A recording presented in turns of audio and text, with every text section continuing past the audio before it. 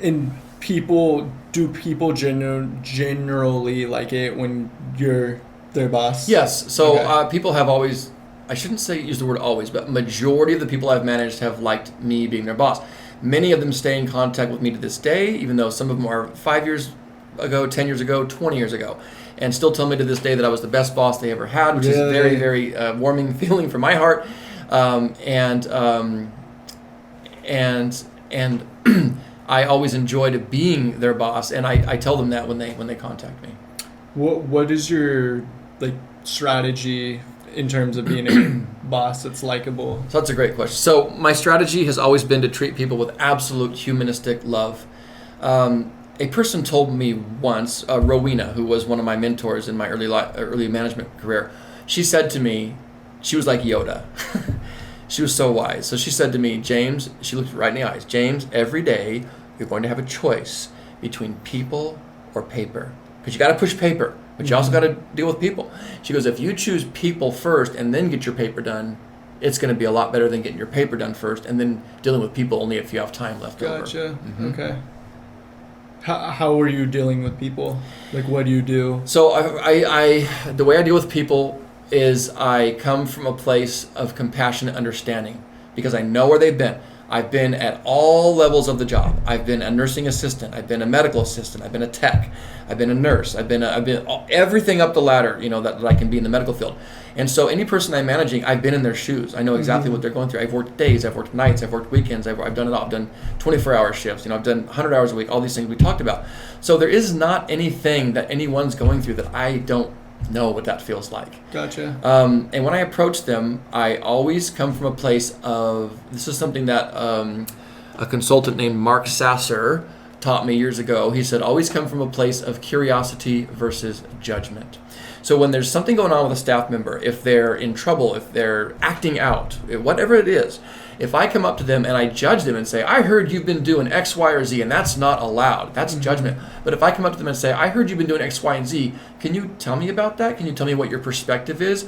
Why did you do that? What's going on? Come from curiosity. I have found that not only does the person appreciate that greatly, but I have also not made an ass out of myself by assuming something that was not actually told to me correctly before I got there. Yeah. And it seems like at the hospital, it's always nice when all the employees are in a good mood, working together as a team. Absolutely. You know what I mean? Like, I like it when you can kind of feel the vibe in the air of like it's just nice being around happy people. Yes. Yes, I agree with you. Team building has always been my specialty.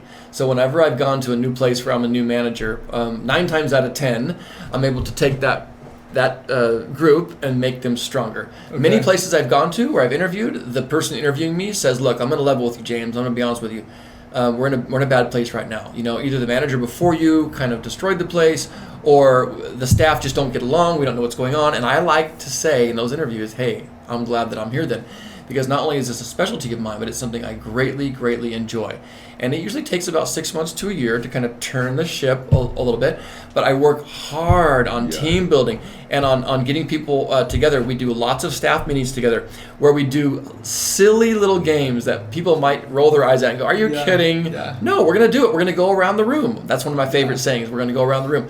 We're going to go around the room, and you're going to say to the person to your left something nice about them. And this is very interesting when you do this because people are often sitting next to each other. Sometimes they hate each other's guts. Say something nice. I don't care if it's you have nice shoes or you have nice earrings or I like hamburgers and you like hamburgers. Isn't that cool? And then we go around the room. We all say something nice, and then the next day we may go the other way around the room and say something different.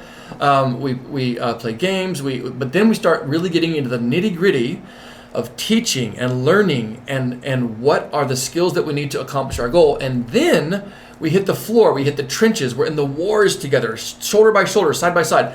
What has brought the most joy to my heart is working with staff members who were at each other's throats, who hated each other's guts. And then I see them working closely together, honoring each other, respecting each other, actually getting along.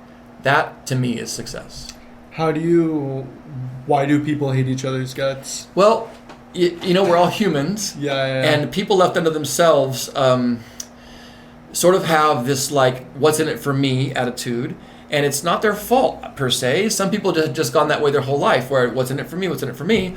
and they get next to another person that they don't realize they are so incredibly similar to, and they get at each other's throats. Now, this person thinks that person's a jerk, that person thinks that person's a jerk, but really they're so identical. These guys or gals or whoever they are, they're so alike. So I try to get them to open up to that fact.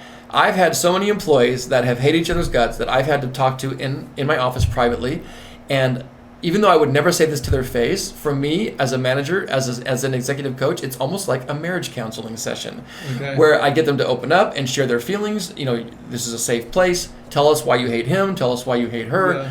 And then at the end of that, I have them each ask a favor of the other person that, as long as it's reasonable, they have to work on. So I say, okay, I'm just going to make up a name. I say, Joe, you tell Sally what it is that's something that you would like from her.